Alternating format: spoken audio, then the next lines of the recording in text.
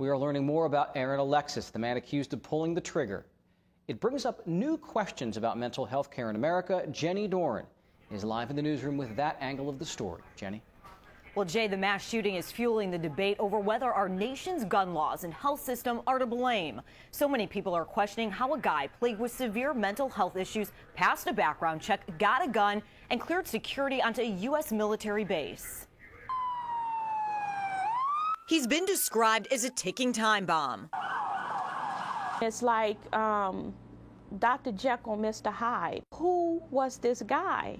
Last month, authorities say Aaron Alexis called the Newport police in Rhode Island, saying he was being followed by people sending vibrations to his body through a microwave machine. The former Navy reservist switched hotels 3 times, trying to escape the voices. Too many of these shootings have happened by somebody who's mentally ill, so it's not at all surprising that the public is dismayed and worried.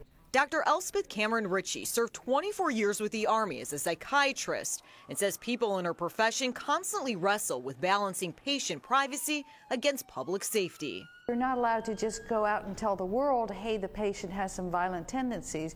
You've got to have a more specific target. She also wants to stop the stigma that all mental illness leads to violence and focus on reform. There's been a major underfunding of the public mental health system.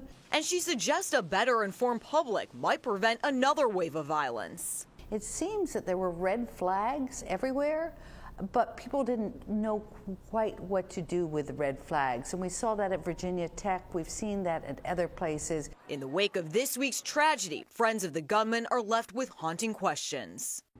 You go from denial to reality to fear to blame. Is it something I could have done? Is it something I could have saw? Is there some type of behavior that I ignored or?